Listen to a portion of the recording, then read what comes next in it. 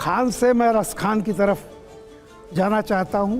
आप ये बताएं, हाल फिलहाल में जो कुछ घटनाएं हो रही हैं इस देश में, एक कलाकार के रूप में, यार ये कलाकार क्यों कर रहे हैं? नहीं, मैं एक इंसान के रूप में, भाई देखिए, आप यहाँ, मैं आपको एक कलाकार के रूप में जानता हूँ, इसलिए मैं, कोई मेरे सामने रहेगा तो मैं उसी हिसाब से, मैं केवल ये कह रहा हूँ कि एक कलाकार के रूप में, एक संगीत जो भी रहे, आप गीतकार हैं, इतना आपको लोग सुनते हैं, कुछ लगता है आपको कि कोई गुंजाइश है इसके बजाय कि लोग सवाल उभार करके ऐसे सवाल उभारें जिससे कि समाज में वैमनस्य फैले?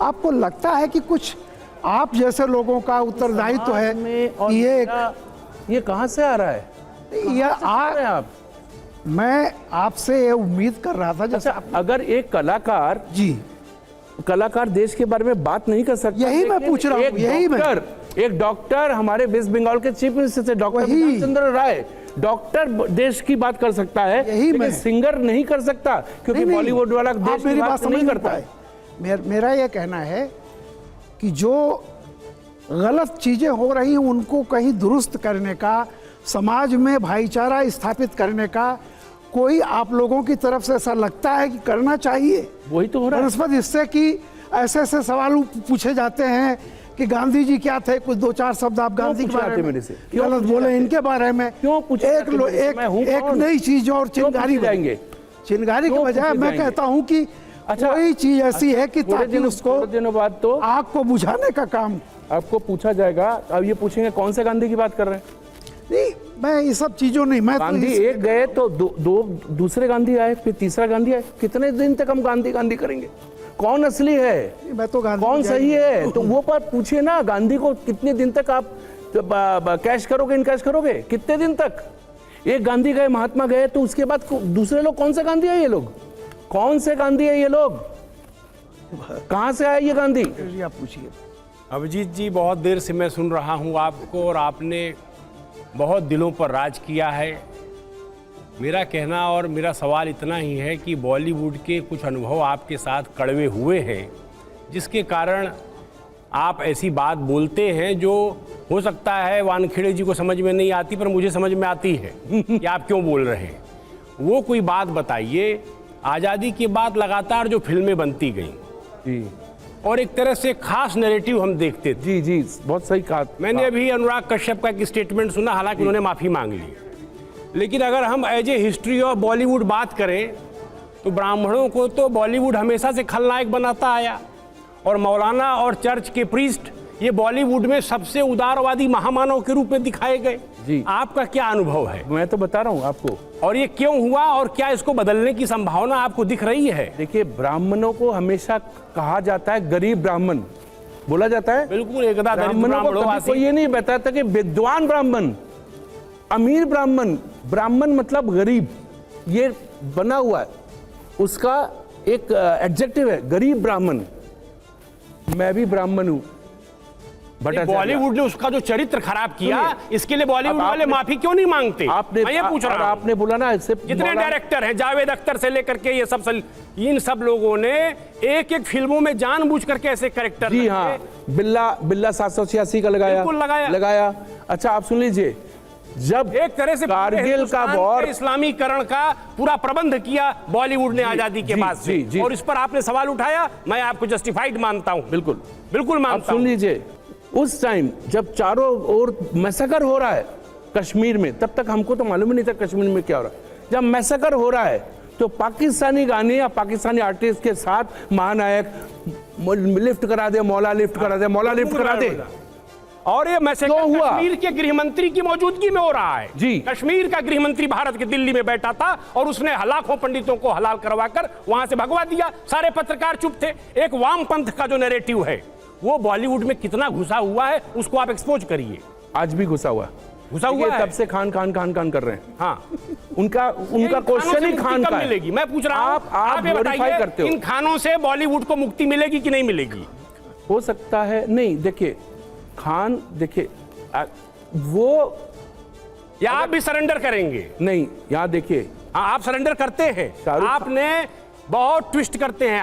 आपने यश भारती का इनाम लिया समाजवादी पार्टी से, अब आप मोदी जी की भी प्रशंसा कर रहे हैं, आप सलमान खान के भी बचाव में तुरंत कूद कर आए। आप बहुत चतुराई से खेल रहे हैं। नहीं, हाँ बहुत चतुराई से खेल रहे हैं आपने। हाँ मैं समझ रहा हूँ। हाँ सुनिए, मैं गया ही आप नहीं। राष्ट्रवाद में भी हैं, आप समाजवाद में भी हैं और आप सेकुलरवाद में भी हैं। नहीं है। अभी आप बहुत अच्छा, ये क्वेश्चन तो मैं करने वाला था। आप बताइए कि मैं इतना बड़ा अंधभक्त हूँ, 6000 गाने गाए। भक्त ही पर्याप्त सुनिए है, ना, भक्त क्यों कहते अरे हैं? यार बोलने ही नहीं दोगे, डिबेट नहीं है। मैंने 6000 गाने गाए, इन्होंने बताया, गूगल ने बताया 1000 फिल्मों से ज्यादा गाना गाया, और जिसने 2 गाने गाए, 3 गाने गाए, सबको तो पद्मश्री पद्म भूषण दिया। मैंने सवाल क्यों नहीं उठाया? अब मुझे सम्मान कौन दे रहा है? जिनके खिलाफ मैं बात करता हूं। आप जितने भी अवार्ड का बात किया ना आपने, टीएमसी हो, समाजवादी हो, मुझे और जावेद अली को और मोहम्मद कैफ को एक ही साथ यूपी का, मैं यूपी का हूं, बंगाली यूपी का हूं, मुझे सम्मान दिया। मैं क्या बोलूंगा, मैं यूपी का नहीं हूं? मुझे सम्मान मत दो।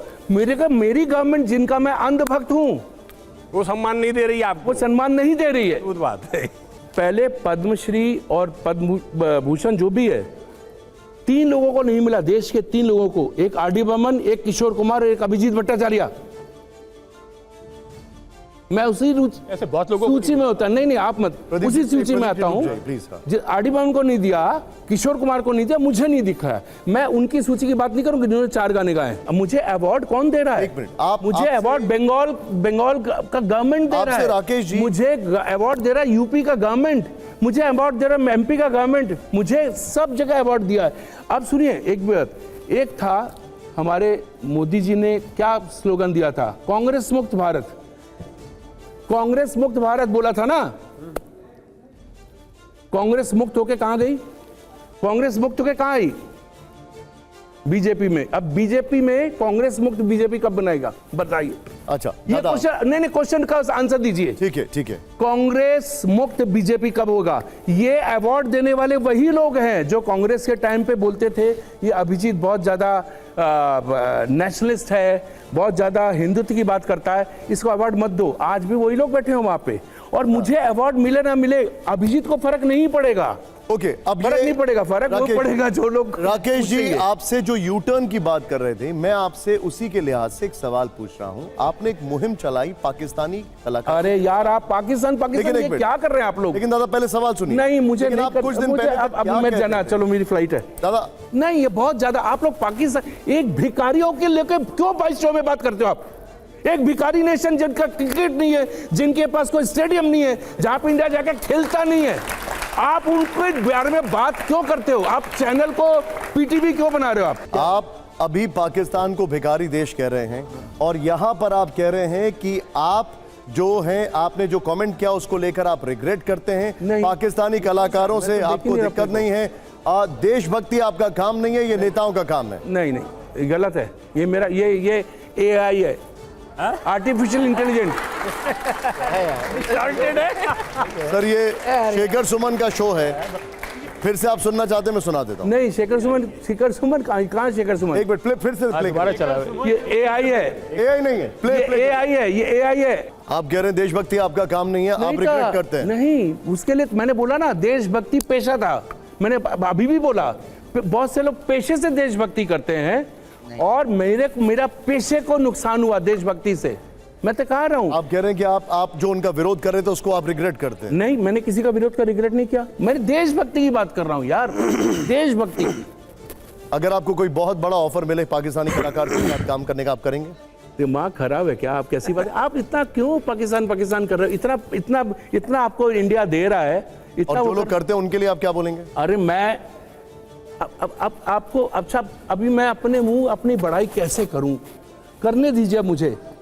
आई एम, पता नहीं जो बॉम्बे में रहते हैं, जब जाएंगे ना कोई भी लोखंड वाला में घुसता है तो बोलते ये अभिजीत की प्रॉपर्टी, ये अभिजीत की प्रॉपर्टी, ये अभिजीत की प्रॉपर्टी है। That is a fact. अब तो पूना में भी जाएंगे तो आपको दिखेगा।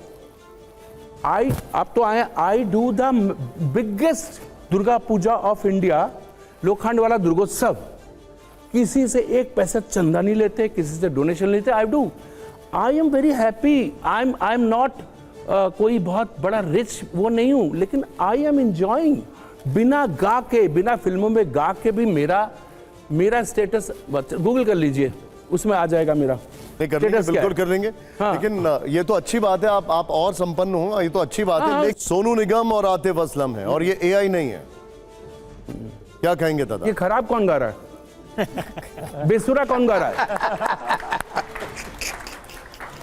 इसमें से बेसुरा कौन गा रहा है? मेरा सवाल था मंच शेयर करने को दादा, मंच शेयर करने को पाकिस्तानी कलाकारों के साथ। आपको ज्यादा नॉलेज है ना, नहीं, मैं आपसे पूछ रहा हूँ, इस पे आप मैं क्या आपसे पूछ रहा हूँ ये बेसुरा कौन गा रहा है, आप जवाब दो। सुनिए, ऐसा है कि आपने मुझसे बोलने नहीं दिया कि मैं कहने क्या जा रहा था। देखिए, हाँ, ये मेरा चॉइस है कि मैं कौन सा काम करूं ना करूं। ये मेरा चॉइस था। मैंने कहा मैं शाहरुख के लिए नहीं गाऊंगा। ये नहीं कि शाहरुख खराब है, शाहरुख ने किया है।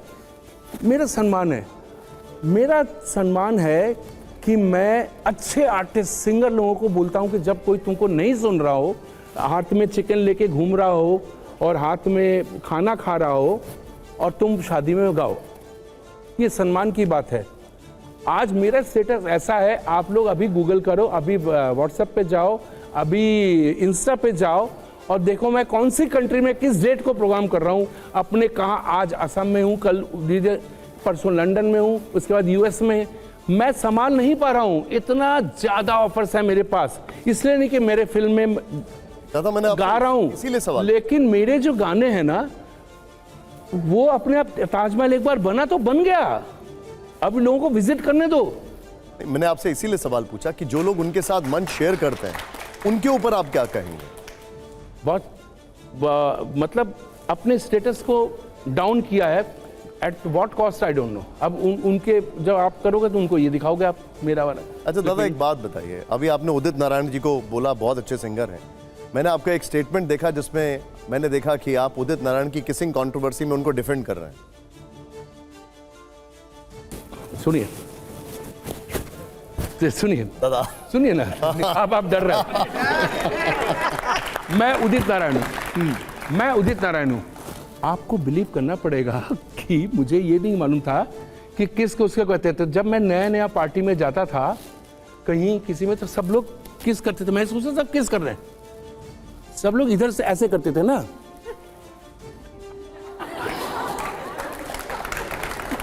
मैं उदित को इतना जानता हूं, उसने यही कहा सब किस कर रहे हैं, उसको ये नहीं मालूम कि हक किसको बोलते हैं। ये दिस इज द फैक्ट। अभी भी बहुत से लोग हैं, ये तो बच्चे, इनको सब मालूम है। मेरे टाइम में तो मुझे ये भी नहीं मालूम था कि वैलेंटाइन डे क्या होता है। दादा हम अभी की बात कर रहे हैं, हक क्या है किस क्या है ये तो सबको पता है। हाँ पता है, उदित को नहीं पता। अच्छा, उदित को नहीं पता है। वो यूं करने के उस लेडी का फेस इधर आ गया। एक अलग रैपिड फायर लेकर आ रहा हूं मैं दादा, वापस। ये अलग है, आप बैठे रहिए। ये कैमरा है आपका, ये आपके सामने यस और नो है दादा, यस और नो दिखाना है। मैं वहीं से सवाल पूछूंगा, वो आपका कैमरा है और प्लीज यस या नो में ही जवाब अच्छा, आप जितना ग्रिल आप मुझे कर रहे हो और इतने धाकड़ बॉलर्स को लेके आए हो, और मैं तो एक टेलेंडर हूँ, 11वें नंबर पे खेलने आता हूँ। इतने धाकड़ बॉलर को मुझे सब जगह आप यही करते हो कि मेरे साथ ही ऐसा कर रहे हैं आप? नहीं दादा, ये शो ही है, इस शो की थीम ही है ये दादा। लेकिन और आपको मैं बता दूं, ये इंडिया का सबसे पॉपुलर शो है। एक बार इसके लिए जोरदार तालियां हो जाए। आइए जरा, अब हम रैपिड फायर राउंड पर आ रहे हैं और इस रैपिड फायर राउंड में हमारे सामने सवाल यहां पर है, जवाब दादा के पास है यस या नो में। पहला सवाल आपके सामने यह है, दिखाइए जरा, फिल्म इंडस्ट्री में कास्टिंग काउच होता है, यस या नो? दादा यस। अब तो लड़कों के साथ होता है। अगला और सवाल लड़के लड़कों के साथ करते हैं। ओके, अगला सवाल प्ले करिए। हमारा अगला सवाल इस शो का, पहले जोरदार तालियां हो जरा, प्ले करिए सर। रैपिड फायर का अगला सवाल, नाथुराम गॉड से देशभक्त था, यस या नो? अच्छा, तालियां देखिए कौन बजा रहा है। देखिए, अभी का जनरेशन है। मैं इससे डिसएग्री करता हूं, ये आपका ओपिनियन है। अगला सवाल प्ले करिए जरा, मेरा अगला सवाल यहां पर दिखाइए सर। पाकिस्तानी कलाकारों के साथ काम करना देशद्रोह है? अभिजीत जी, यस या नो? Okay, yes, okay. अगला नेक्स्ट सवाल प्ले करिए। नेक्स्ट सवाल प्ले करिए।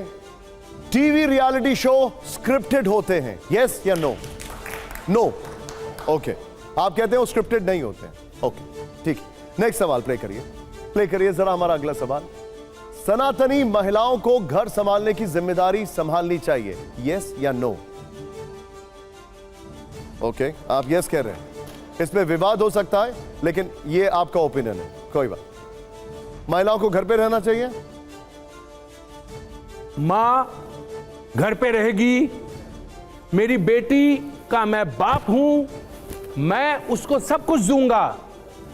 मैं एक लड़की का हस्बैंड हूं, मैं उसको रानी बना के रहूंगा। ये मेरा जवाब है। अगर तुम्हारे में ये ताकत नहीं है, तुमको ये अगर आपका यही opinion करना है कि ये करेगी वो करेगी, ये बचपन से नहीं करो।